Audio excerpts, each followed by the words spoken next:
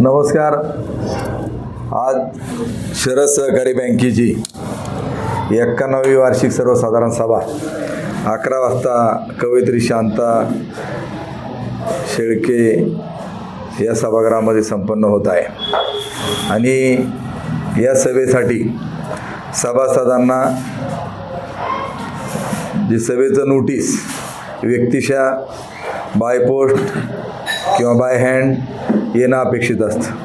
त्याचप्रमाणे अहवाल हा देखील या पूर्व कालखंडामध्ये बाय हँड वाटप करण्याचं काम करण्यात आलेलं आहे. परंतु यावर्षी खूप मोठ्या संख्येने सभासदांना अहवाल प्राप्त झालेले आजपर्यंत तरी नाहीत. माझा स्वतःचा देवदत्त निकम मला पोस्टाने सुद्धा बँकेची नोटीस वार्षिक सर्वसाधारण सभेची आलेली नाही. पोस्टाने देखील मला अहवाल प्राप्त झाला नाही. व्यक्तिशः देखील मला कोणी त्या ठिकाणी अहवाल आणून दिलेला नाही. आता माझ्या समवेत आता ज्याला त्याला व्यक्तिगत इथं जे सभासद आहेत त्यांना देखील विचारू शकता, आमचे धुंडीवर तुम्हाला अहवाल मिळाला की नाही? दादाभाऊ थोरात तुम्हाला अहवाल ज्याला मिळाला असेल ते त्यांना मिळाला. इकडं गणेश यादव जे सभासद अहवाल मिळाला तुम्हाला? नाही मिळाला. मला मिळाला. हां, त्यांना मिळाला पण आम्हाला मिळाला त्या ठिकाणी नाही. इथं संजय बडेकर आहे, तुम्हाला? त्यांना नाही मिळाला. आणि काल मी पारगावमध्ये देखील संध्याकाळी मोठ्या प्रमाणात 15 सभासदांना विचारलं. ते म्हणले अद्यापर्यंत आम्हाला अहवाल मिळालेला नाही आणि नोटीस देखील मिळालेली नाहीत. परंतु या परिस्थितीमध्ये काल सायंकाळी माझ्याकडे कॉल डिटेल देखील आहेत. बँकेचे कार्यकारी संचालक सन्माननीय राजेंद्र देशमुख यांना मी स्वतः कॉल करून त्या ठिकाणी सांगितलं की देशमुख साहेब, बँकेचा अहवाल मला अद्यापपर्यंत मिळाला नाही, नोटीस देखील मिळाली नाही. 6:59 कॉल केला. त्याच्यानंतर पुन्हा त्यांना 7 ते म्हटले पाहून सांगतो. 7:46 केला. ते म्हटले मी पोस्टाने अहवाल तुम्हाला पाठवलेले आहेत. म्हटलं साहेब की पोस्टाने अहवाल पाठवले तुम्ही असं म्हणताय, तर मग काय मिळाला नाही? म्हणलं बँकेच्या वतीनं लोकांना डिव्हिडंड दिला पाहिजे, बाकी काय दिलं पाहिजे ते सोडून म्हणलं छत्र्या वाटप करण्याकरता तुम्ही ह्या छत्र्या पोस्टाने का नाही पाठवल्या? ह्या मंत्र्यांचे फोटो असणाऱ्या छत्र्या तुम्ही घरपोच त्या ठिकाणी सभासदांना, बिगर सभासदांना त्या ठिकाणी वाटण्याचं काम त्या ठिकाणी केलं. माझ्या घरी ज्यावेळी छत्री घेऊन बँकेचे कर्मचारी आले त्यावेळी आमच्या कुटुंबियांनी सांगितलं की आम्हाला काही छत्र्या नको आहेत, डिव्हिडंडचं द्या. ते म्हणले माझ्याशी बोलायचे. मला फोनवरून तिथलं पारगाव शाखेचे कर्मचारी होते, त्यांनी फोन लावला आणि ते म्हणले तुमच्या अशा घरामधले 4-5 सभासदांच्या छत्र्या आम्ही घेऊन आलो आहे. त्यांना म्हणलं ते छत्र्या तुम्ही तुमच्या रिटर्न न्या, डिव्हिडंडचं त्या ठिकाणी बोलायचं. बँकेत छत्री तुमची प्रचारा करता, तुम्ही आमच्या घरी पाठवता. मग अहवाल या पूर्व कालखंडामध्ये आता हा गेल्या वर्षीचा अहवाल आहे, तो आम्हाला तुम्ही घरपोच पाठवता. आणि आता प्रचाराचं निवडणूक आहे, बँकेच्या खर्चाने छत्र्या छापून त्या ठिकाणी वाटतात, डिव्हिडंड देत नाहीत. आणि त्याबद्दल मी कार्यकारी संचालकांचा निषेध त्या ठिकाणी केला. म्हटलं अजिबात चालणार आहे. आणि जो कर्मचारी छत्र्या घेऊन त्याला सांगितलं ते घेऊन जा, तिकडे काय नको. मला यानंतर आपणा सर्वांना सांगावंसं वाटतं की या पाठीमागचं जे कारण आहे की गेले 4 वर्ष जे बँकेमध्ये गेले, आता मला नेमकं माहीत नाही का आता देवेंद्र शाह किती वर्ष बँकेचे चेअरमन आहे, किती सालापासून आहे? 2001-2 पासून. म्हणजे 20 वर्षापेक्षा अधिक कालावधी. हा नाही असं तारीख असेल ना. आता कोणाला तुम्ही होते बाळासाहेब अध्यक्ष, किती झालं? 2 कोणाच्या नंतर चेअरमन झाले ते? अण्णा पाटलांच्या नंतर. अण्णा पाटलाला विचारा ते, नाही बँकेतून विचारा ना कोणाला किती साली झाले. तर विषय असा आहे की गेल्या वर्षी देखील आम्ही त्या ठिकाणी काही विषय प्रामुख्याने मांडले होते. काही जी व्यक्ती सतत 20-22 वर्ष बँकेचं त्या ठिकाणी चेअरमन आहे, चांगलं झालं तर आम्हीच केलं असं म्हणतात, आमच्यामुळे बँक पुढे आली. आमचं म्हणणं आहे की ठीक आहे तुम्ही चांगलं केलं, तुमचं अभिनंदन, दुमत नाही. सभासदांच्या दृष्टीने एक असतं का वेळेवर कर्ज मिळणं त्याला गरजेचं असतं, वसुली त्यांनी व्यवस्थित करणं आणि तिथं ज्यांची गुंतवणूक आहे त्या लोकांना शेअरच्या पोटी मिळणारा डिव्हिडंड हा वेळेवरती मिळणं अपेक्षित असतं. परंतु मी आपणाला सांगतो की सन 16-17, 19-20, 21-22 आणि 22-23 या आर्थिक वर्षात, आता हे 23-24 या 5 वर्षाचा यांच्या कालावधीमधला सभासदांना डिव्हिडंड मिळालेला नाही आणि ही रक्कम 20 कोटीपेक्षा अधिकची त्याच्यामध्ये आहे. गेल्या वर्षी ज्यावेळी आम्ही त्या ठिकाणी सांगितलं, तदनंतर त्यांनी सांगितलं की 16-17ची तरतूद 10% डिव्हिडंडची होती. त्याच्यानंतर 19-20ची 10%, 21-22, 22-23ची 8% प्रो रेटाप्रमाणे तरतूद त्यांनी बॅलन्स शीटला केली आणि सांगितलं की RBIची परवानगी आल्यानंतर आम्ही देऊ. 17 सप्टेंबर 23ला वार्षिक सर्वसाधारण सभा झाली आणि त्याच्यानंतर आम्ही 8 एप्रिलला बँकेमध्ये गेलो आणि हे पत्र, ही बँकेची पोच आहे, आम्ही कार्यकारी संचालकांना दिलं की वार्षिक सर्वसाधारण सभा झाल्यानंतर 7 महिने झाले तरी तुम्हाला एवढे दिवस RBIने परवानगी का दिली नाही. आम्हाला कुठल्या परिस्थितीमध्ये डिव्हिडंड मिळाला पाहिजे, 8% प्रमाणे तुमची तरतूद आहे तरी मिळाला नाही. आणि त्याच्यानंतर आम्ही ज्यावेळी जून महिन्यामध्ये यांनी 2.25% प्रमाणे आम्हाला डिव्हिडंड आमच्या खात्यावरती आमच्या सातत्य पाठपुरावा आणि बातम्या ज्यावेळी मिळालेल्या आल्या त्यावेळी यांचे धाबेदान आणले आणि 2.25% प्रमाणे आम्हाला त्या ठिकाणी डिव्हिडंड जूनमध्ये जमा केला. आणि मग आम्ही पुन्हा 18 जुलैला बँकेला एक पत्र त्या ठिकाणी सादर केलं आणि त्यांना सांगितलं की उर्वरित आमचा 5.6% प्रमाणे डिव्हिडंडचं त्या ठिकाणी काय झालं हे आम्हाला कळलं पाहिजे, परंतु अद्यापर्यंत काही केलं नाहीत. मी मगाशी ज्या पद्धतीनं बोललो त्याप्रमाणे गेल्या वर्षी जी पोस्टाने नोटीस पाठवली होती ती आम्हाला वेळेमध्ये प्राप्त झाली. मग ह्यावेळी यांनी पोस्टात टाकून गायब केल्या का टाकल्याच नाहीत हे अद्यापर्यंत आम्हाला कळलेलं नाहीत, परंतु आम्हाला अहवाल मिळाला नाही याचा आम्ही प्रथमतः या ठिकाणी जाहीरपणे निषेध करतो. हे जे पत्र आम्ही दिलं त्या पत्रामध्ये मी जुलैमध्ये सांगितलेलं आहे की यांच्या ज्यावेळी पेपरला बातम्या आल्या का बँकेला 16 कोटीचा प्रॉफिट झाला, बँक खूप चांगलं आहे, ठीक आहे, आमचं काही दुमत नाही, आम्हाला कुठली संस्था बदनाम करायची नाही, पण जिथं काम करणारी जी लोक आहेत, आपण बऱ्याच वेळा म्हणतो की ग्रामपंचायतीचं काय झालं का नाही, त्या सरपंचाने असं केलं, मागच्या काळामधल्या राज्यात काय घडलं का नाही, त्या सरकारच्या काळामध्ये असं घडलं. आज आमचं म्हणणं आहे का सरकारची हरकत हायकोर्टात याचिका त्या कारखान्याने दाखल गोडगंगीने केलेली नाही, कारण आपल्याबरोबरच संत तुकाराम साखर कारखान्याने शिरूर तालुक्यातील 15 गावातल्या लोकांना सभासदत्व त्या ठिकाणी दिलं. आज भीमाशंकरचा रेट जर वाढला तर सगळ्यात मोठं नुकसान हे मंत्री महोदयांचं आहे, कारण त्यांचा तुम्हाला माहिती आहे का पराग कारखाना शेजारी त्या ठिकाणी आहे. आमचा पराग कारखान्याला अजिबात विरोध नाही, कारण ऊसाचं क्षेत्र मोठ्या प्रमाणामध्ये वाढत असताना या परिसरामध्ये कारखान्यांची गरज आहेच, परंतु भीमाशंकरला फटका बसून तुमचं हित साधायचं काम तुम्ही करू नका. भीमाशंकरच्या जवळचा जो टायर गाडीने येणारा 15 किलोमीटरचा आतमधला जो ऊस आहे तिथं पराग कारखान्याच्या टोळ्या पडता कामा नये, हे पहिल्यापासून माझं सांगणं आहे. त्यामुळे त्यांनी माझ्यावरती डाव त्या ठिकाणी धरला का हा आपल्या हिताच त्या ठिकाणी बाधा पोहोचवतोय व्यक्तिशा, म्हणून देवदत्त निकम यांना नको आहे, कारण नुकसान त्यांचं होतंय त्या ठिकाणी. आणि भीमाशंकर लांब गेला पाहिजे 50 किलोमीटरच्या बाहेर आणि यांना ऊस तिथला मिळाला पाहिजे. भीमाशंकरच्या 15 किलोमीटरच्या आतमधला यांनी जवळपास 1.5 लाख टन ऊस तिकडे नेलेला आहे आणि आमचं 100 रुपये त्या ठिकाणी प्रति टनाला वाहतुकीतलं नुकसान होतं आणि ताजा ऊस आमचा त्या ठिकाणी गेला हक्काचा. आता काय ते म्हणतील, आता उद्या ते म्हणतील माझा काही संबंध नाही त्या कारखान्याशी. आता संबंध आहे का नाही आहे आता सगळ्यांना माहिती, तिथं कोण कारखान्याचं कामकाज पाहते काय पाहते तिथलं. आता हे मी तुम्हाला सांगितलं, त्यांचे पुतणे ते देखील त्या पराग ॲग्रोला ते पार्टनरशिपमध्ये जुनं सगळं रेकॉर्ड काढलं का त्याच्यावर दिसतं हे तिथं डायरेक्टर आहेत का नाही. आता त्यांचा मेवण्याचा मुलगा आहे डाके यशवर्धन, तोच पाहतो सगळं. ते आता सगळं बोलू आम्ही, आता सगळं एक एक काढू सगळं.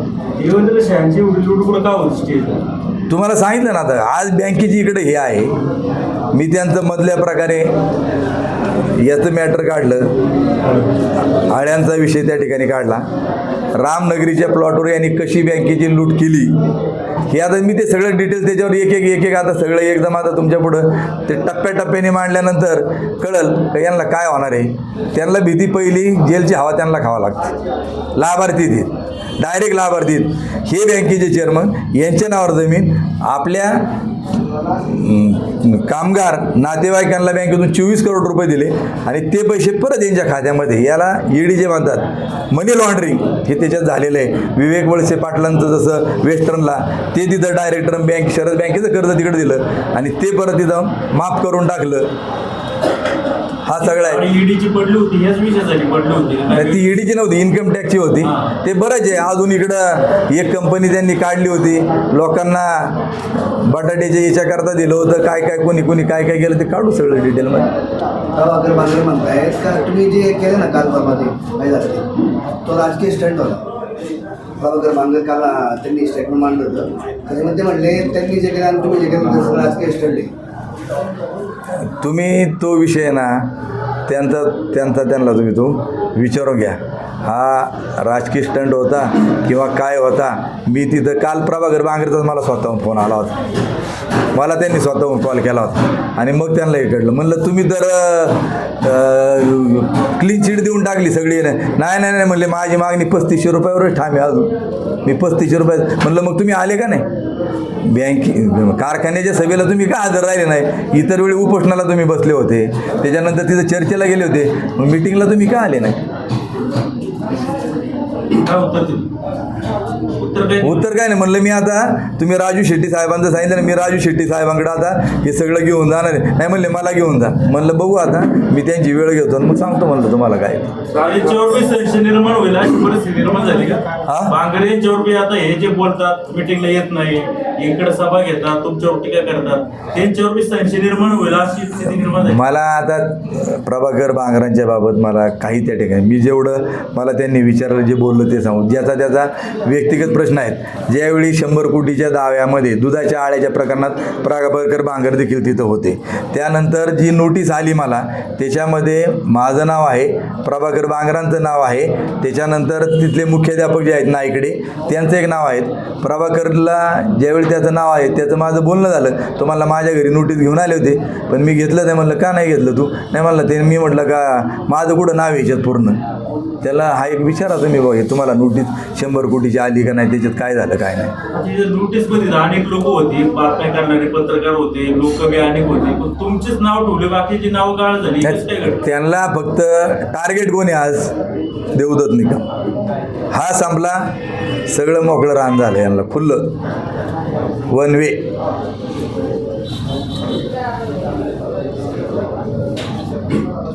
तुम्हाला टक्कल होते ते पाठीमाग तुम्ही व्हिडिओ पाहिलेले आमच्या बी चॅनलला किंवा बाकी चॅनलला आले, नक्की कसं घडलं काय तिथं? घडलं काय, मी कार्यकारी संचालकांनी जी नोटीस वाचून दाखवली सगळे मंजूर त्यावेळी मी सांगितलं की मंजूर करून असं चालत नाही. त्यांनी नोटीस वाचन केली.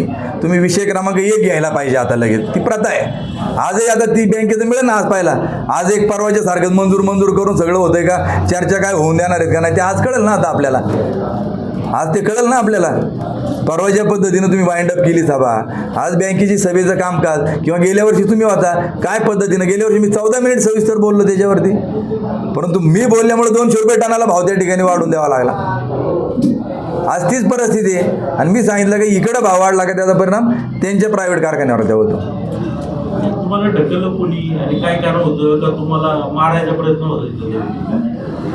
मी तुम्हाला सांगतो की त्यांचा प्लॅन तशाच पद्धतीचा होता. देवेंद्र शाह ज्यावेळी पळत आला त्याला खाली हे करा त्याला मला तुडवायचं त्या ठिकाणी होतं, मारायचं होतं. माझा हातपाय फ्रॅक्चर त्यांचा करण्याचा प्रयत्न त्या ठिकाणी होता. आणि हा याची मोडतोड झाली. हा हॉस्पिटलला तिकडं पडला का यांना सगळं रान मोकळं झालं त्या ठिकाणी. पोलीस संरक्षणाची मागणी करणार कोण? आम्ही त्या दिवशी पोलीस स्टेशनला पत्र त्या ठिकाणी दिलेलं आहे. आता मी याबाबत खासदार डॉक्टर अमोल कोल्हे साहेबांबरोबर त्या ठिकाणी परवा त्यांना सर्व माहिती सांगितली.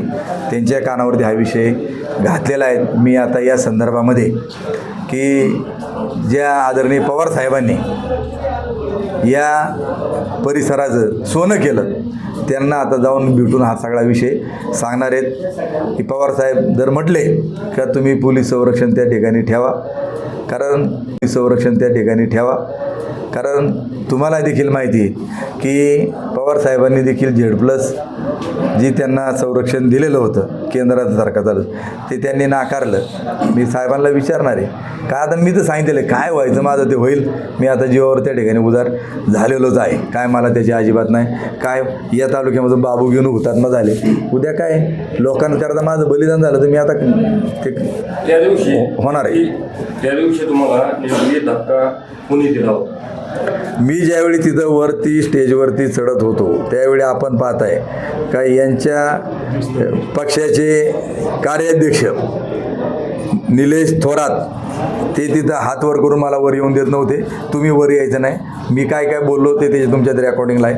त्याच्यानं त्याच्या पाठीमागं अक्षय काळे होता, विष्णू हिंगे होता, राजनीच्या नरसिंह पतसंस्थेचा संतोष वाघ ते देखील त्याच्यामध्ये समावेश होते आणि देवेंद्र शाह तिकडून आणि आनंदराव शिंदे अवसरीचे ते होते. असे आहेत त्याच्यात रेकॉर्डिंगमध्ये सगळे काय. काल पेंडे म्हणाले की स्टिकर वगैरे पत्रकाची काय वाटली नाही. आता त्यांनी मी तुम्हाला सगळं दाखवलं, स्टिकरच तुम्हाला दाखवली, ती पुस्तिकाही दाखवली भीमाशंकरची यशोगाथा तुम्हाला देतो. आता मी जर चुकीचं म्हणत असं आता ते म्हणते जनतेला मिळाली जनताच उत्तर दिलं. आता इथं मागं तुम्ही इथं विचारलं कोणा स्टिकर मिळाली का नाही मिळाली? सगळी जनता आढळरावांनी सांगितलं त्यांच्या शेजारी. पण त्याला दाबलं, बोलून नाही दिलं. प्रत्येक घरी पोच केलं आणि आता हे छत्री कुठे आहे? आता या छत्रीचं आता हे खोटे अहवाल देत नाहीत. हे बघा कर्मचारी स्टिकर वाटताना दाखवा, पिशव्या आहेत, आता ते कर्मचारी घ्या पुरावा, कर्मचारी वाटताना उद्या छत्र्या नाही वाटल्या म्हणा. उद्या छत्र्याच नाही वाटल्या म्हणतील. ते अहवाल देखील त्या पिशवीमध्ये आलेले आहेत बरं का. पिशव्या 20 रुपयाला पिशवी ती एक. मला 4 पिशव्या पिशव्याच्या आपल्या जास्त आहे. पिशव्याच्या आपल्यात आणि स्टिकर 50,000 छापल्यात. आता मी डायरेक्टर आहे ना तिथं, आता आम्हाला माहिती देतातच ना कर्मचारी सगळे. मला काय दिलं नाही म्हणजे तुम्हाला नको काही. तुम्ही सभेमध्ये काय नाही बोलत तिथं? कुठं तुमची संचालक मंडळाची सभा असते तिथं बोलत नाही तुम्ही आणि वार्षिक सभेत बोलता. संचालक आता जसं प्री प्लॅन केलं जाते तसं संचालक मंडळाच्या सभेमध्ये देवदत्त निकम गेले 22 वर्ष माझी बसण्याची जी जागा आहे, मध्ये चेअरमन जे काय कोणी चेअरमन असतील ते किंवा माननीय मंत्री महोदय वळसे पाटील हे मध्ये बसायचे. त्यांच्या लेफ्ट साईडला मी, राईट साईडला मी चेअरमन असताना वळसे पाटील मध्ये, त्यांच्या शेजारी लेफ्ट साईडला मी आणि माझ्या पलीकडच्या बाजूला व्हाईस चेअरमन असायचे. ज्यावेळी वळसे पाटील चेअरमन झाले ते मध्ये त्यांच्या शेजारी बाळासाहेब बेंडे आणि त्यांच्या शेजारी मी, असा सिक्वेन्स होता. परंतु मार्केट कमिटीचं निवडणूक झाल्यापासून मला थेट शिपाईची जागा जिथे, आता हे सांगू नये पण शेवटी मला लोकांनी निवडून दिले. मी काही बिनविरोध तिथं गेलेलो नाही यांच्यासारखा, मला लोकांनी निवडून पाठवलेले आहेत आणि मला लोकांची मुस्कटदाबी होऊन द्यायची नाहीत. शिपाई ज्या ठिकाणी बसतो ना शेवटच्या खुर्चीवर, ती खुर्ची मला तिथं ठेवलेली आहे. आणि मी कुठलाही विषय मांडला, मेजॉरिटी त्यांची मंजूर चला पुढं, मंजूर चला पुढं. आणि आपल्याला वाटतं संस्था यांची नाहीत. त्यांचं एक वाक्य, आम्ही विश्वस्त म्हणून इथं आहोत, ट्रस्टी म्हणून आहोत. हे काचेचं भांडं आहे. आता काचेचं भांडं कोण फोडायला निघले हे आता लोकांना सगळ्यांना कळायला चुकले. काल पाहिले तुम्ही सगळ्यांनी तिथं काय काय परिस्थिती. काय बोलणार मी, तरी मी बोलतोच, मी न बोलता राहत नाही. आता इथून पुढे मी प्रत्येक येते ना, जसं हे बँकेला कारखान्यात देखील माझं जे म्हणे ना प्रत्येक लिखी स्वरूपामध्ये तिथं देणार. मांडायचं होतं ते आज तुमच्या सर्वांच्या समोर या ठिकाणी मी मांडलेलं आहे. आणि आज जर माझ्यामुळं हे गोरगरीब लोकांना जर जेलची हवा त्या ठिकाणी जर खावा त्या ठिकाणी लागत असेल तर मी या निमित्ताने सांगू इच्छितो की जे काय मांडायचं ते इथं मी मांडलेलं आहेत. आणि त्याच्यात त्यांनी लिहिलंय का तुम्ही लेखी पत्र दिलं नाही, अमुक केलं नाही, तुम्हाला ज्या काही हरकती, अरे तुम्ही आम्हाला अहवालच दिला नाहीत. आम्ही अभ्यास करून येत असतो, आम्ही मोगाम बोलत नाही, पॉईंटनुसार आम्ही बोलत असतो. मी जर याच्यातला एक शब्द जर चुकीचा बोलला असेल तर त्यांनी माझ्यावरती जी काय कारवाई करायची ती त्यांनी करावी. कारण देवेंद्र शहाचं आळ्या निघल्याचं प्रकरण ज्यावेळी तुम्ही सगळ्यांनी शूट केलेले आहेत, आळ्या तुम्ही पाहिलेल्या आहेत, त्यावेळी देखील माझ्यावर 100 कोटीची नोटीस मला त्या ठिकाणी बजावली. हे प्रकरण ज्यांनी उघडकीस आणलं, आदिवासी कार्यकर्ते, मग प्रवीण पारधी त्या ठिकाणी असतील, त्याचप्रमाणे आमच्या स्टुडंट फेडरेशनचे जे कार्यकर्ते कार्यकर्ते आहेत दीपक वालकुळी वगैरे, यांना त्याच्यामधून त्यांनी त्यांची नाव वगळली. याचं कारण त्यांना विचारलं का, म्हणले त्यांना माहिती आहे आमच्यावर जर गुन्हा तुम्ही जर आबरूनुकसानी जाता आदिवासी लोक यांना एंट्रीवर करून देणार त्या ठिकाणी आहेत, त्यामुळं तुमच्यावरती हा 100 कोटीचा दावा त्यांनी ठोकलेला आहे आणि म्हणून हे सगळं यांचं गौड बांगाल मी त्या ठिकाणी बाहेर काढतोय. आमचे कार्यकर्ते आमच्या सोबत आहेत त्या ठिकाणी आणि म्हणून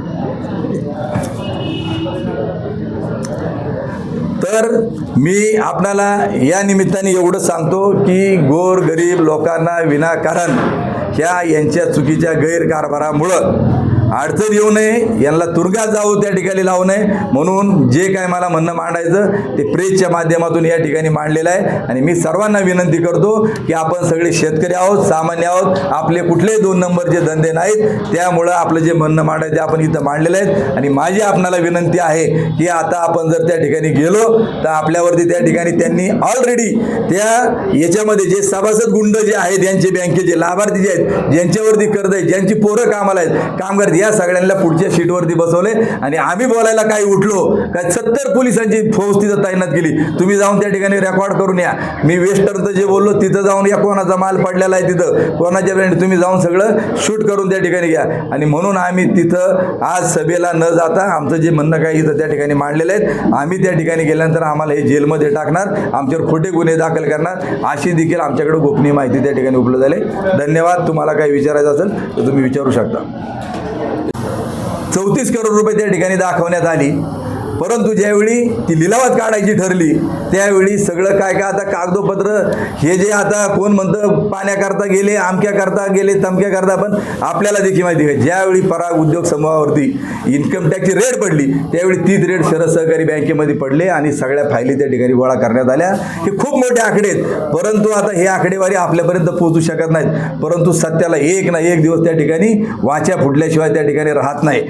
त्यानुसार की हे जे काही कोण म्हणतं आम्ही पाण्याकरता पळालो, बोगद्याकरता पळालो, हे पळालो, जनता या ठिकाणी बोलत नसल, परंतु प्रत्येकाच्या डोक्यात इतकं याच्या मागं खूप काय मोठं आहे, कोणाच्या मागं काय आहे, कोणाच्या मागं काय नाही. ABP माझाने देखील त्यावेळी ती न्यूज लावली होती का आज असणारे सहकार मंत्री हे काय एवढे घाबरले का मित्राच्या याच्यावरती पडलेली धाड त्याच्यामुळं हे सगळे डिटेल येतात. परंतु मी एवढंच या बँकेच्या संदर्भामध्ये सांगतो आपणाला का ज्यावेळी NCLTमध्ये हे सेटलमेंट करायचं झालं त्यावेळी हे बँकेचं दिलेलं लोन अधिक वाढलेलं व्याज याला देखील यांचं टांग मारायचं ठरलं आणि ती कंपनी यांनी यांच्याच कंपन्या दाखवून फक्त 18 कोटी रुपयाला यांच्या संबंधित लोकांच्या नावावर ती वेस्टर्न हिल यांनीच ही जे दिसतात ना आता हे 3-4 लोक यांनीच गोलमाल करून परत यांनीच त्या ठिकाणी ती 18 कोटीला घेतली आणि शरद बँकेचं फक्त 13 करोड रुपयाला सेटलमेंट त्या ठिकाणी केलं. मग बाकीचे 5 कोटी का 8 कोटी व्याजासही झालेत हा देखील प्रश्न आम्ही त्यांना त्या ठिकाणी विचारणार होतो. पण आमची कुठंतरी मुस्कटदाबी करून यांना माहिती का आपल्याला जेलमध्ये त्या ठिकाणी जावं लागणार, आज ना उद्या त्या ठिकाणी सत्ता परिवर्तन होणार आणि हे सगळं आम्ही त्या ठिकाणी बाहेर काढल्याशिवाय राहणार त्या ठिकाणी नाहीत. आणि म्हणून यांनी रात्री काल संध्याकाळी आम्हाला आता नोटीस आहे का कोणाकडे, मला त्यांनी काय प्रत्यक्ष बजावता आली नाही त्यांना, परंतु मला जी नोटीस बजावली ती मला व्हॉट्सअपवरती त्या ठिकाणी मी माझ्या स्टेटसला त्या ठिकाणी दिलेली आहेत. तर अशा प्रकारच्या सेक्शन 168 खाली रात्री सगळ्यांना नोटिसा पोलिसांमार्फत दबाव आणून DYSP इथं मंतरला बसून होते, अशा प्रकारच्या नोटिसा त्या ठिकाणी बजावल्या. तुम्हाला नोटीस आली का? किती वाजता आली? 2 वाजता रात्री 2 वाजता यांना ती नोटीस पोलिस घरी आलते. तुम्हाला बघितलीच नाही. बर तुम्हाला आली नाही. तुम्हाला कधी मिळाली? मला 9 वाजता. तुम्हाला कोणाला याच्यातली? मला रात्री 12:30 विशाल बाबळ्यांना तुम्ही सभासद आहे बँकेचे? मला 12:15 वाजता. तुम्हाला 12:15 वाजता. संजय बडेकरला 12:15. अजून मागं कोणाला नोटीस आले? मला 1 वाजता. तू सभासद आहे बँकेत? सभासद नाही तरी देखील त्यांना त्या ठिकाणी मला सकाळी संजय वामनराव वानखिले मंतरचे मला त्यांनी फोन केला. अहो म्हणले मला ही नोटीस कशी काय आली? मी म्हणलं तुम्ही बँकेचे सभासद असाल, कर्ज असाल. म्हणले मी त्या बँकेचा सभासदच नाही. तरी देखील संजय वामनराव वानखिले इथले चांगले व्यापारी आहेत, त्यांना देखील नोटीस बजावण्यात आली आणि त्याच्यामध्ये सरळ लिहिलेलं आहे. काल एक शेवटचं फक्त स्टेटमेंट त्या ठिकाणी म्हणजे माझ्या नावाचा उल्लेख त्याच्यामध्ये केला, परत भीमाशंकर कारखान्याचा देखील त्याच्यामध्ये उल्लेख त्या ठिकाणी झाला. शरद बँकेचे वार्षिक सभेत आपल्याकडून आता आपल्या सोबतचे व्यक्ती कार्यकर्ते यांच्याकडून जर सदर ठिकाणी कोणत्याही गोंधळ घोषणाबाजी अथवा इतर कारणामुळे कायदा सुव्यवस्था निर्माण झाल्यास किंवा कोणत्याही खाजगी सार्वजनिक माल शासकीय माल नुकसान कोणत्याही व्यक्ती दुखापत झाल्यास त्या सर्वस्वी आपणास व आपल्या सोबतचे व्यक्ती कार्यकर्त्यांना जबाबदार न देऊन आपणाविरुद्ध प्रचलित कायदेशीर कारवाई करण्यात येईल व सदर नोटीस मेहरबान हुजूर कोर्टात पुरावा म्हणून सादर करण्यात आली याची सदरद्वारे समज देण्यात येत आहे. अशा प्रकारच्या नोटीस कलम बिल्म त्याच्यामध्ये टाकून ह्या आम्हाला काल त्या ठिकाणी बजावण्यात आल्या. त्याच्यानंतर आम्ही सगळी माहिती घेतली की कारखान्यावरती परवाच्या दिवशी भीमाशंकर कारखान्यावरती ज्या पद्धतीने यांनी प्री प्लॅनिंग करून तुम्हाला देखील सगळ्यांना माहिती की जे संस्थेचे सभासद नाहीत जे MIDC मध्ये गुंडगिरी करतात ज्यांच्या तडीपाऱ्याच्या फाईल तयार आहेत त्याच्याबाबत देखील मी एक वेगळी प्रेस घेणार आहेत. ते गुंडांना तिथं त्यांनी कारखाना सभास्थळावरती बोलवलं. शेतकऱ्यांचा आवाज त्या ठिकाणी सभासदांचा आवाज दडपण्याचं काम सहकार मंत्री व्यासपीठावर असताना आणि आज जे बँकेचे चेअरमन त्या ठिकाणी आहेत देवेंद्र शाह काय संबंध तुमचा स्टेजवरती परवाच्या दिवशी माझं स्टेटस तुम्ही आज सगळेजण पाहू शकता. अरे मी कारखान्याचा डायरेक्टर मी 10 वर्ष चेअरमन त्या ठिकाणी राहिलोय आणि तुम्ही आम्हाला बोलून त्या ठिकाणी देत नाही आणि हा वर जाऊन तिथं असा आवाज करून त्या ठिकाणी जाऊ तुमच्याकडे सगळ्यांकडे रेकॉर्ड आहे तू वर यायचं नाही खाली लोकांना इशारे करतोय त्याच्याकडे बघा काही जण शिव्यागाळ करतात परंतु आम्ही सगळं सहन करतोय. का करतोय की या तालुक्यामध्ये जर आम्ही त्या ठिकाणी जर बोललो नाहीत तर हुकुमशाही तर हिटलरशाही या तालुक्यात आलेली आहे आणि सामान्य माणसाच्या न्यायाला त्या ठिकाणी कधीच न्याय मिळू शकत नाही. म्हणून आम्ही आमच्या जीवाजीव असेपर्यंत लोकांकरता गोरगरिबांपर्यंत लढण्याचा निर्णय आम्ही त्या ठिकाणी घेतलेला आहे. म्हणून मी तमाम आपणा उपस्थित सर्वांना या निमित्ताने सांगू इच्छितो की स्टेजवरून त्यांचं कारण एकच होतं की कुठल्याही परिस्थितीत आज याला फक्त इथं आपण याचा कार्यक्रम ओके करून टाकायचा. ज्या पद्धतीनं प्रभाकर बांगरला यांनी गुंड पाडून ज्या प्रभाकर बांगरला ज्यांनी मारलं ते स्टेजवरती सगळ्या तुम्हाला पाडल्यानंतर प्रभाकर बांगरची तक्रार केली की मला कोणी मारहाण केलं. 30 लोक स्टेजवरती त्या ठिकाणी मला देखील धक्काबुक्की करताना आपण सर्वांनी पाहिलेलं आहे आणि यांना मंत्रीवरून बघून असे बसून तिथून हसतायत वर त्या प्रकारे आम्ही त्याचा जाहीर निषेध करतो की साहेब तुम्हाला खूप आदराचं स्थान या तालुक्यातील तमाम जनतेने आमच्या तर तुम्ही हृदयामध्ये होते.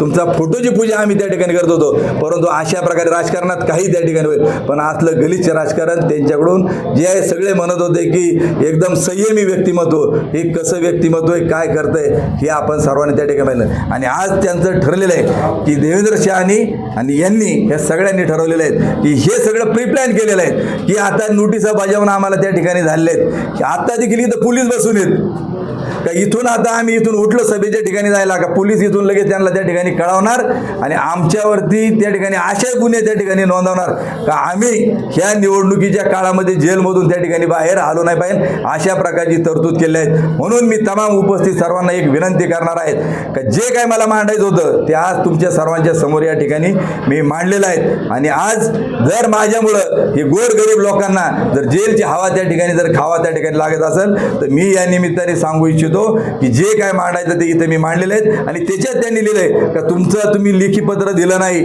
अमुक केलं नाही तुम्हाला ज्या काही हरकती अरे तुम्ही आम्हाला अहवालच दिला नाहीत आम्ही अभ्यास करून येत असतो आम्ही मोगाम बोलत नाही पॉईंटनुसार आम्ही बोलत असतो. मी जर याच्यातला एक शब्द जर चुकीचा बोलला असेल तर त्यांनी माझ्यावरती जी काही कारवाई करायची ती त्यांनी करावी कारण देवेंद्र शहाचं आळ्या निघल्याचं प्रकरण ज्यावेळी तुम्ही सगळ्यांनी शूट केलेले आहेत आळ्या तुम्ही पाहिलेल्या आहेत त्यावेळी देखील माझ्यावर 100 कोटीची नोटीस मला त्या ठिकाणी बजावली. हे प्रकरण ज्यांनी उघडकीस आणलं आदिवासी कार्यकर्ते मग प्रवीण पारधी त्या ठिकाणी असतील त्याचप्रमाणे आमच्या स्टुडंट फेडरेशनचे जे कार्यकर्ते आहेत दीपक वालकुळी वगैरे यांना त्याच्यामधून त्यांनी त्यांची नाव वगळली. याचं कारण त्यांना विचार असं केलं मागच्या काळामधल्या राज्यात काय घडलं का नाही त्या सरकारच्या काळामध्ये असं घडलं. आज आमचं म्हणणं आहे का सतत 20-22 वर्ष बँक किती वर्ष झाली चेअरमन 22 वर्ष नाही काढली का माहिती आहे घ्या ना विचार कोणाला तरी की ही व्यक्ती तिथं एकाच खुर्चीवर जरी एवढी आहे तर जे चांगलं झालं आम्ही क्रेडिट गोज टू हिम पण जर लोकांचा आमचा हक्काचं जर आम्हाला मिळत नाही तर ही जबाबदारी ते टाळू शकत नाहीत आणि म्हणून आमचं देखील त्यांना त्या ठिकाणी म्हणणं आहे की आम्ही जी मागणी केलेली आहे की एवढा जर प्रॉफिट झाला तर 15% प्रमाणे आम्हाला डिव्हिडंड त्या ठिकाणी मिळाला पाहिजे आणि हे आम्ही ज्यावेळी लेखी सगळं दिलं तदनंतर यांचे धाबे जाणले कारण यांना माहिती का आपण जे चुकीचे आर्थिक व्यवहार बँकेमध्ये केलेत याचं पितळ गेल्या वर्षी आम्ही त्या ठिकाणी उघडं पाडलं. याचं कारण असं की एक कर्ज प्रकरण त्यांचं स्वतःचंच की 2020 सालामध्ये त्यांनी बँकेमध्ये चुकीचं रामनगरीचं जे त्यांची जमीन आहे गट नंबर 163, तर त्या प्लॉटवरती त्यांच्या नावावरती असताना त्यांनी त्यांचे कंपनीमध्ये असणारे जे त्यांचे नातेवाईक असतील, कामगार असतील, त्याच्यामध्ये सचिन रसिकलाल शहा, तदनंतर शशिकांत विजयकुमार दालमिया, त्याचबरोबर संजय केशव मिश्रा आणि दिनेश सारंगधर खुडे यांना चुकीच्या पद्धतीनं त्याचे सगळे डिटेल्स आमच्याकडे आहेत, ते तुम्हाला देऊ. आणि तिथं जे खरेदी खत केलं ते 5-5.5 कोटीचं केलं आणि त्याच्यानंतर यांना त्याच प्रॉपर्टीची किंमत 36 करोड रुपये दाखवून यांनी त्याच्यावरती 24 कोटी रुपयाचं ह्या लोकांना कर्ज त्या ठिकाणी दिलं. परंतु हा जो फेरफार आहे आम्ही सगळे पुरावे काढलेत आणि पुन्हा ते बँकेचं लोन दिलेलं असताना देखील यांनी पुन्हा त्या जमिनी याच्या त्याच्या नावावरती फिरवण्याचं काम केलं, लाभ बँकेचा त्या ठिकाणी घेण्याचं काम केलं. आणि म्हणून हे 6/3/2020ला बँकेने ज्यावेळी त्यांना मॉर्गेज बँकेकडे करून घेतलं, हा त्याचा फेरफार आहे. आणि यांनी बँकेचा 7/12वरती बोजा चढवला नाही. आणि ज्यावेळी आम्ही हे प्रकरण उघडकीस आणलं यांचं 20 सालामधलं, तर आम्ही ज्यावेळी तक्रार करायला सुरुवात केली, आम्ही डॉक्युमेंट सब रजिस्टर ऑफिसमधून काढून आले, त्यावेळी यांनी 14/12/21 म्हणजे बरोबर 20 आणि 2 वर्षानंतर यांनी तलाट्याला सर्कलला त्या ठिकाणी बोजा चढवण्याचं हे दिलं. मला सांगा की साधा माणूस ज्यावेळी कर्ज घ्यायला जातो तर त्याला ती फाईल तयार करायला 4-5 महिने हेलपाटं घालावं लागतात आणि बोजे चढवल्याशिवाय 100% डिस्बर्समेंट देखील लोन होत नाही. यांनी एवढं मोठं कर्ज केलं, हे असं खूप काही आहे. हे सगळं तुम्हाला पुराव्यानिशी आम्ही सादर सगळं हे डॉक्युमेंट तुम्हाला या ठिकाणी देत आहोत. आज विषय दुसरा त्याच्यामध्ये गेल्या वर्षी आम्ही मांडला होता की गेल्या वर्षी जवळपास 95-96 करोड रुपये हे संशयित बुडीत निधी खाती यांनी तरतूद त्या ठिकाणी केली. आमचं म्हणणं आहे का ज्यावेळी कर्ज थकतं त्यावेळी तुम्ही त्या कर्जदारांची नाव पेपरला छापून त्या ठिकाणी येतात, जामीनदाराचं नाव टाकता, ठीक आहे. बदनामी कदाचित होत असेल पण मी बदनामी त्याला मानणार नाही, ती जग जाहीर होत असतं. कारण ज्यावेळी तुम्ही कर्ज घेण्याकरता एवढा आग्रह करता त्यावेळी फेडणं हे देखील त्यांची नैतिक जबाबदारी त्या ठिकाणी ती, मग तो कुणी त्या ठिकाणी असो, आम्हाला काही त्याच्याशी घेणं देणं नाही. परंतु ज्यावेळी संशयित बुडीत कर्ज खाती तुम्ही 90 करोड रुपयाची प्रोव्हिजन यावर्षी देखील जवळपास 89 करोड रुपये ती त्याच्यामध्ये आहे. हे मी रात्रभर याला त्याला विचारून 50 लोकांना विचारलं, तेव्हा मला कुठंतरी दत्तात्रय वावळ पारगावला राहतात त्यांच्याकडून माहिती करता मला तो अहवाल त्या ठिकाणी प्राप्त झाला, पण मला मिळालेलाच नाही. आणि मग त्याच्यामध्ये 90 करोड रुपये 89 कोटी समथिंग रुपयाचा संशयित कडी हे आहे. गेल्या वर्षी तो 96 करोड रुपये होता. आमचं म्हणणं आहे का जे संशयित बुडीत कर्ज तुम्ही धरल्यात त्याची यादी तुम्ही जाहीर केली पाहिजे, परंतु ती अद्याप ते जाहीर करत नाहीत. मग याच्या मागचं गौड बंगाल काय हा एक आमचा महत्त्वाचा त्या ठिकाणी विषय आहे. फोटो याचा टाकला त्याचा टाकला याच्या बाबत मला काही डिस्कस करायचं नाही, कारण तो मुद्दा देखील तुम्हाला सर्वांना माहिती आहे. डिव्हिडंडच्या बाबत देखील आमचा मागचा असणारा सगळा डिव्हिडंड 20 करोडच्या पुढचं ते देखील आम्हाला त्या ठिकाणी प्राप्त झालेलं नाहीत. आणि बँक हे यांच्या चुकीच्या कामकाजामुळे त्या ठिकाणी अडचणीत येते आणि ती बँक वाचण्यासाठी आमचं हे सगळं प्रयत्न चालू आहेत. दुसरं मला या ठिकाणी सांगायचं महत्त्वाचा विषय की थोरांदळे येथे यांनी जी वेस्टर्न हिल लिमिटेड नावाची WHFL western hill foods limited नावाची जी कंपनी काढली, ह्या कंपनीचे पार्टनर कोण सुरुवातीपासूनचे, आणि ज्यावेळी आंध्र बँकेने याला लोन दिलं आणि त्याच्यानंतर केंद्र सरकारची यांना सबसिडी मोठ्या प्रमाणामध्ये मिळाली 2012 ते 14 ह्या कालावधीमध्ये, त्यांनी आंध्र बँकेचं कर्ज त्या ठिकाणी थकवलं आणि ते कर्ज थकवल्यानंतर 1 टाइम सेटलमेंट आंध्र बँकेवर करण्याकरता, कारण बँकेला कुठल्या तरी परिस्थितीत पैसे पाहिजे होते आणि यांना काही पैसे द्यायचे नव्हते, यांना बँक सुद्धा ती अडचणीत आणायची होती. म्हणून यांनी 1 टाइम सेटलमेंट करता शरद सहकारी बँकेमधून वेस्टर्न हिल साठी जे लोन घेतलं ते व्यक्तिशः कोणाकोणाच्या नावावर घेतलं का थेट वेस्टर्न हिलच्या नावाने ती रक्कम, आता आकडेवारी आम्हाला काही तिथं मिळत नाही, परंतु माझ्या माहितीनुसार ती 18 कोटीपेक्षा अधिकचं कर्ज हे शरद बँकेमधून त्या ठिकाणी वेस्टर्न हिलला देण्यात आलं. मला या निमित्ताने आपल्या सर्वांसमोर महत्त्वाचं सांगायचं आहे का वेस्टर्न हिल जी कंपनी आहे तिच्यामध्ये ज्यावेळी हे बँकेचे पैसे देण्यात आले, बँकेवरती संचालक असणारे आत्ताचे असणारे उपाध्यक्ष राज्याचे सहकार मंत्री दिलीपराव वळसे पाटील यांचे पुतणे विवेक प्रतापराव वळसे पाटील हे त्या वेस्टर्न हिलचे डायरेक्टर त्याच्यामध्ये त्या काळामध्ये होते आणि त्या काळामध्ये जवळपास 3 वर्ष हा बेनिफिट त्या ठिकाणी त्यांनी तो घेतला. आणि ज्यावेळी ही बाब उघडकीस आली की जसं थोरांदळे ग्रामपंचायत हे जिल्हा परिषदला देखील होते, त्यावेळी थोरांदळे ग्रामपंचायतची जी वेस्टर्न हिल कंपनीची घरपट्टी थकीत झाली, तर त्यावेळी तिथल्या सरपंचांनी ग्रामस्थांनी सांगितलं की कायद्यानुसार ग्रामपंचायत ॲक्टनुसार जर तुम्ही ती पट्टी भरली नाही तर तुमचं सदस्यत्व रद्द त्या ठिकाणी होणार. मग अशाच प्रकारे तुम्हाला गावाला एवढा निधी देतो तेवढा देतो, दाबादाबी आता जशी चालू आहे याला मॅनेज कर त्याला मॅनेज कर, तुमच्यावर याव करू, हे प्रकरण तुमचं बाहेर काढू ते प्रकरण तुमचं बाहेर काढू. आणि त्यांना कसं तरी त्या लोकांना त्यांनी ग्रामस्थांना आणि ज्यावेळी हे बँकेचा हा घोटाळा आता होणार, हे जेलमध्ये जाणार हे माहीत झालं, RBI कारवाई करणार किंवा ED याच्यावरती ॲक्शन घेणार, यांनी लगेच त्या कंपनीमधून राजीनामा दिला. परंतु ज्यावेळी वेस्टर्न त्या ठिकाणी अडचणीत आली, यांचीच एक वेस्टर्नची कंपनी ही national company law tribunal NCLT मध्ये त्या ठिकाणी गेली आणि वेस्टर्नच्या विरोधामध्ये त्यांनी NCLT मध्ये दावा दाखल केला आणि तिथं हे कंपनीची किंमत 34 करोड रुपये त्या ठिकाणी दाखवण्यात आली. मला 8 लाख रुपये प्लॅन दिसतोय त्यांचा, असं तुम्ही म्हणताय, ते असून तुम्ही जाणार का? आता मी सांगितलं ना, आम्ही आता मिटिंगला त्या ठिकाणी जाणार नाहीत. इथं पोलीस देखील बसवले.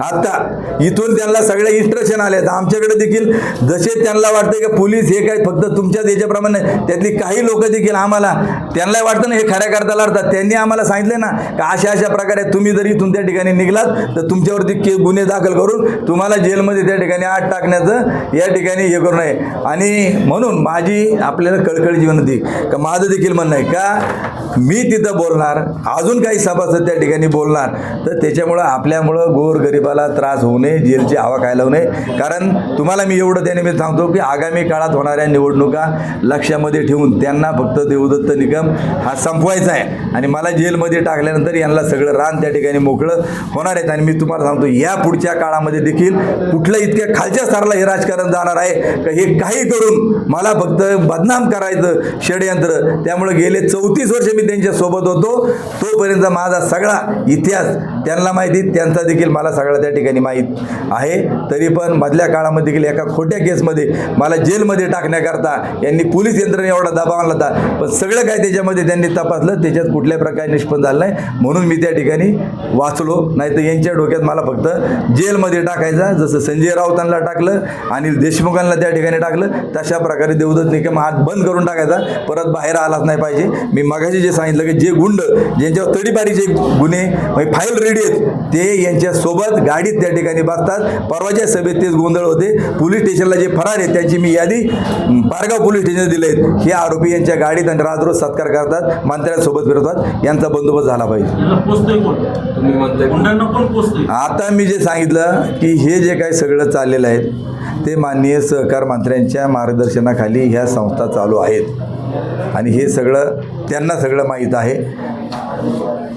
आणि मेन टोळीचं त्याच्या मागे जे मेन ब्रेन आहे ते देवेंद्र शाह.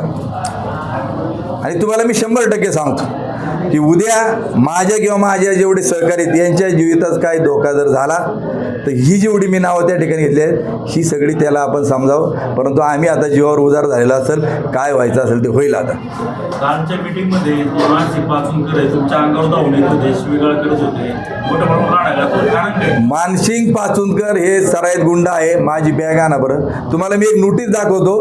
आता त्याचे डिटेल्स ते याचे की 2008 सालामध्ये यांची फाईल तडीपारीची ज्यावेळी रेडी झाली होती, ते माझी छोटी बॅग आण, ते तुम्हाला मी दाखवतो ती नोटीस. आणि मग त्याच्यावर तुम्ही सगळा निष्कर्ष त्याच्या ठिकाणी काय तुम्ही कारखान्याची सभासद आहात. आज जेवढं तुम्ही आता लावलंय का सभासदाला, परवा कारखान्यावर काय झालं होतं असं का तिथं का तुम्ही मग सभासद सोडून इतर गुंडांना त्या ठिकाणी आणलं. ठेकेदार आणले, लाभार्थी सगळे, मलिदा गँग आणली, जे निलेश थोरात ते स्वतः असतील, भागीदारीच असतील, लाभार्थी आहेत. मला त्या ठिकाणी स्टेजवरती अडवतात आणि सांगतात तुम्ही वर येऊ नका, नाही तर तुम्हाला याव करून त्याव करून. तुम्ही रेकॉर्डिंगमध्ये बघा शिळे देत आहेत त्या ठिकाणी. मानसिंग पाचुंदकरच्या हातात माईक. अरे काय समज, तुमच्या पक्षाचा अध्यक्ष आहे तो. हां तो धमक्या देतोय, ते जाऊन खाली उतरून अंगावर धावून देतोय. आणि सहकार मंत्री स्टेजवर जे असताना माझी तुम्ही गृहमंत्री आहात, ज्येष्ठ नेते आहात, आम्ही तुमचा रिस्पेक्ट करतो म्हणजे असं त्यांच्याकडून अपेक्षित त्या ठिकाणी.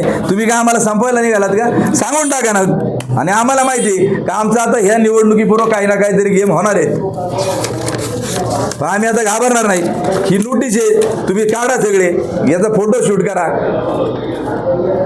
बिगर पुराव्याचं मी अजिबात बोलत नाही.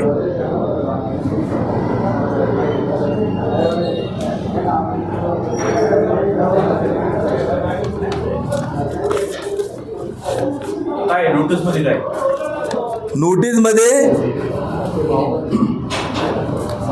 इसम नामे मानसिंग नाना व पाचून राहणार रांजणगाव गणपती यांना ती नोटीस आहे. उपगीय दंडाधिकारी मावळ उपविभाग यांच्याकडील फौजदारी मुंबई पोलीस नियम 1951 कलम 56 प्रमाणे कारवाई. ज्या अर्थी आपल्या विरोधी तडीपार प्रस्तावात मुंबई पोलीस अधिनियम 1951 कलम 56 प्रमाणे प्राथमिक चौकशी कामे मला उपविभागीय दंडाधिकारी मावळ विभाग यांच्याकडून आदेश क्रमांक अमुक अन्वये प्राधिकृत करण्यात आलेले आहे. पुणे जिल्ह्याच्या बाहेर 2 वर्षाच्या कालावधीकरता तडीपार करण्याबाबत विचारपूस चालू आहे. आणि हा माणूस आम्हाला दम देतोय, लोकांना तिथं मारण्याच्या धमक्या देतोय आणि यांच्या पार्टीचा तो अध्यक्ष आहे. आम्हाला न्याय मिळेल का नाही मिळेल, पण आता मी सांगितले तुम्हाला काय असेल तर. पण आता हे बघा, आता हे जे सगळे मी तुम्हाला हे दाखवले, याची एक प्रिंट काढा. मी पण सगळं काढायला दिलेलं आहे. पुण्याच्या कोर्टात किती आहेत, शिरूरच्या कोर्टात किती आहेत, आजने कुठे जो कलम त्याच्यात गुन्हा रजिस्टर नंबर सगळं लिहिलेलं आहे त्याच्यात. एवढं तुमच्या अंगावर धावून यायचं, मारायचा प्रयत्न करायचं कारण काय असं? याला एकमेव की मी परवा आपल्याला सांगितलं की ज्या पद्धतीनं शेतकऱ्यांना जो अपेक्षित बाजारभाव मिळणं गरजेचं आहे, मी सांगितलं की किमान 3,325 रुपये हा बाजारभाव किमान बसतोय. म्हणजे मी तुम्हाला व्हॅल्युएशन सांगितली, ते व्हॅल्युएशन आपण अधिक जर इतर कारखान्याप्रमाणे जर आपण जर धरली तर त्याच्यामध्ये अजून प्रति टन 150 रुपये टनापर्यंत तिथंच वाढतो. दुसऱ्या बाजूला जे उत्पन्न अपेक्षित होतं, वीज प्रकल्प 29 मेगावॅटचा, त्याच्यामध्ये जवळपास 2.25 करोड युनिट वीज एक्सपोर्ट कमी झाली. म्हणजे त्याचं झालेलं नुकसान हे 12 कोटीपेक्षा अधिकच आहेत. जो ऊस कारखान्याच्या पासून 25 किलोमीटरच्या आतमधला आहे, तिथं टोळ्या न देता यांनी टोळ्या 50 किलोमीटरच्या बाहेर तिथं टाकल्या आणि 1.5 लाखापेक्षा अधिकचा टन ऊस तिकडून आणला. याच्यामुळं प्रति टन वाहतूक खर्च हा 100 रुपयापेक्षा अधिकचा वाढला. मग विजेमधले 100 अधिक हे 100 त्याच्यामध्ये म्हणजे 200 रुपये, तर हे देखील अजून 50 त्याच्यामध्ये वाढले असते.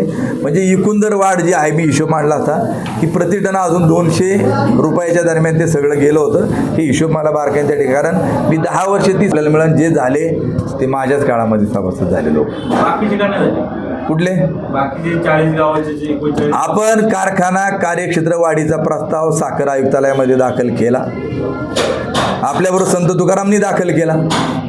विघ्नर कारखान्याचं जे त्यांनी सांगितलं की कोर्ट केस चालू आहे, हे करू, त्यांनी जी हरकत घेतली जुन्नर तालुक्यातल्या, शिरूर तालुक्यातल्या शेतकऱ्यांना सभासद करण्याच्या बाबत